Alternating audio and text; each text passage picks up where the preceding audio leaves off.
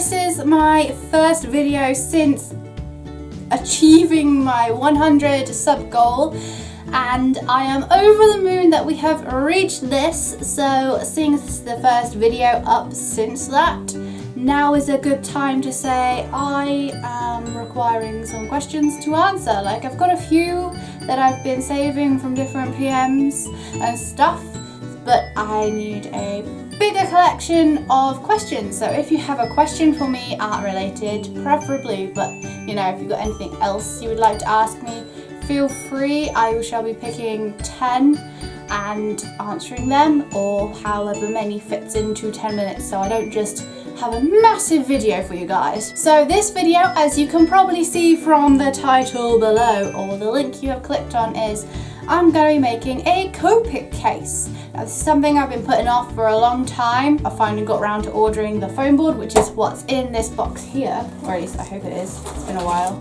Yes, it's the foam board. Foam board in there. This is what I will be using to create the Copic case, completely modelled off of Bailey J's Copic case that she made originally on her old channel, ZKittyZ. It was a really good video to watch, very informative. Thank you very much, Bailey, you did a smashing job, and I can still see that it is standing and it is doing what it's supposed to do, so that is great. Massive big thumbs up. So I have got some really shoddy notes that I've written. Basically, I'm adding all the same measurements, except for I'm adding an extra row on the top because I have a lot of pens that I'd quite like to store somewhere that isn't just shoved on a shelf. Besides deciding how big or any mods that you wanted to do, you're going to need pretty much exactly what Bailey used. You want big tape, you want a cutting tool. Bailey did use a actual Stanley big chunky knife. I'm using a tiny blade which is very sharp. I think I'm going to need to change the blade, so I do have a spare blade here. Big scissors for the tape, a massive ruler because we've got some massive cutting to do, foam board, a pencil, and all the glue sticks, and a glue gun with a very sad looking glue stick hanging out the end. Wah. Okay. Without further ado, I am gonna get into making these shelves. So for the slightly different version to Bailey's is you're gonna need pretty much everything the exact same. So the inserts are gonna be 14.5 centimeters deep, which is slightly shorter than a sketch and just about the right size for a chow. So that's gonna work great. I don't have any normal markers like the originals at all. I just skip straight past those just because I prefer the brush nib. As well as being 14.5 centimeters long, they are going to be 6 centimeters tall. So that is exactly where we're going to start. We've got 6 long, thin shelves which build on top of each other. It's like a building frame. So let's get started. Here we go. Here we go with a massive sheet, as you can see. No, this is an A2 sheet of foam board. It's just your standard white. I believe it's a mil thick, and I actually managed to find it £20 cheaper by going to Amazon rather than buying it in my local Hobbycraft. Just worked out that way. To start with, this is a very wibbly wobbly ruler. To start with, just so you know how big it is if you're not quite sure how big an A2 sheet is, it is 59.2. 2 tips that my tutor taught me a long time ago when I was studying graphic design is actually a few tips. When you're using your blade, the one like this, you're applying pressure there, you're not gripping it funny, you want a constant supply of pressure on top of your blade and it to be constant smooth action. You don't want to keep going back and again and again. It just cuts it wonky. She says, I've still got to put this into action. To avoid chopping your skin, put your ruler on to the line you want on. This isn't where I'm doing it, I'm just showing you. Put your hand, if I pull it back a bit you can see, away from the edge, stand and apply pressure and cut through. And I will do that now and then I'll speed it through until the next part.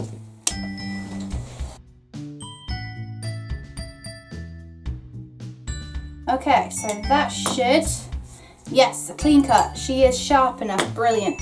So now we have one shelf. So this is where it's going to be like flat, padding, one shelf because plenty. Here we go. I don't think this is going to be enough room to do another row, so I'm going to have to use another sheet, I think, and then use the rest for shelving. I also have no idea whether the camera is picking up the fish tank on the other side of that wall, because it goes blub, blub, with like the fish tank that, you know, the chest that has like a treasure chest bubbler. I don't know. I will only find out when I'm editing. So the top and bottom shelf will be 15 centimeters, not 14.5, because I want it to be load bearing. Well, load bearing. So I can have pots of pens and stuff on top, basically. This is one of the top sheets. This will go on the top. These will go in the middle to like shelfy bits. So we've got those. I'm just going to put little marks on my diagram. Oh yeah, I drew a really naff diagram. I don't know if it's going to focus. Yeah, there you go. Really naff diagram of stuff that you will need. I did have a better one, but I put it down somewhere and I've been tidying, and so it's gone somewhere. So the next step will be 14.5 deep. I'm going to cut in 6 centimeters from the edge, which is to that line. So these are going to be for shells. Right, so we're going 14.5 centimeters deep, and 14.5 is here. So we can get a fair old whack from there. Let's do a mini mock. It's gonna be good. Okay, so that's them. That side, we need 50. I got 4 out of that. I'll get another 4 out of each of those. This will take a while.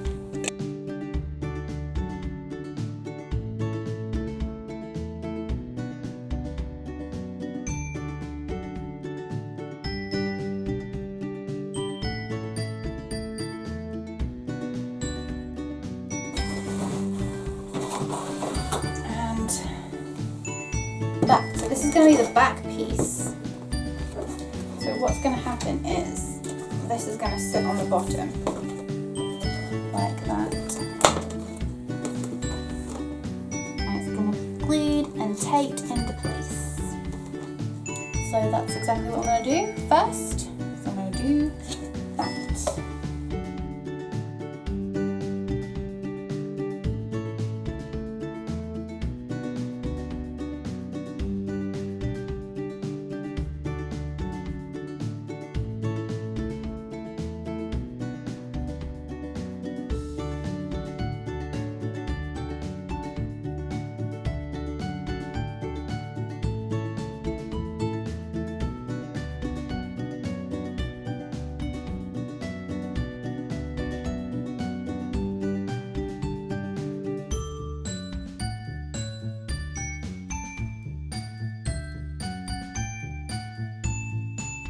So what I'm going to do is I'm literally just going to do like that and go down. So it's pretty rigid as it goes. But now we got to do it all again.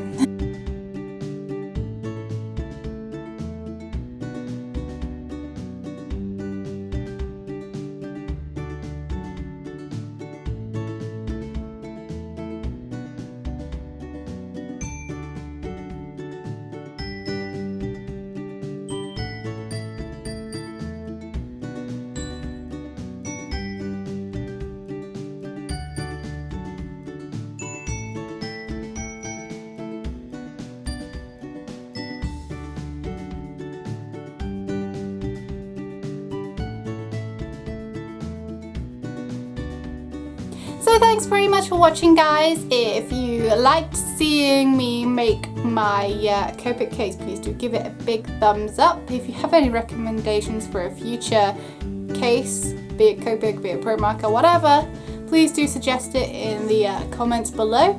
I am now accepting questions for my Q&A because I reached 100 subs. Thanks guys, for joining the arty party.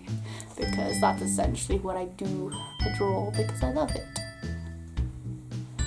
And I put it on YouTube because I love it. I don't know why I started putting things on YouTube. I think it's because I wanted to do for so long, and then I was just like, well, how are people gonna see my stuff if I just leave it in sketchbooks? So yeah, I have had some questions in already. That I've had things like, where did I study? Why did I choose to do YouTube? How do you start YouTube? What do I use to edit? There are 5 questions that I've got already, so I do need some more to answer. Those are the 5 that I've got so far.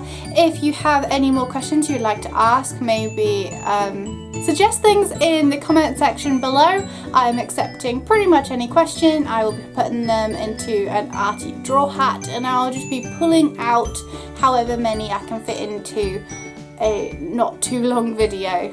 So a little recap on how I actually built this case was I cut out everything first. So we had the top and the bottom pieces, which I did 15 centimeters deep by as long as the foam board allowed. The foam board edges weren't naffed up or anything, they were quite pristine, so I thought, yeah, we'll go straight to the edge, otherwise I would have nipped a bit off each side. The shelves in the middle, the 4 pieces in here, are all 14.5 centimeters deep, so that it hits up against the backboard, and that's fine. There is a big sheet behind it with a slicer chopped off the top, so it's not at its full. And these pieces here are 14.5 centimeters deep by 6 high. And then the measurements between here I obviously naffed up with, so I would suggest working on that or doing it however you fancy.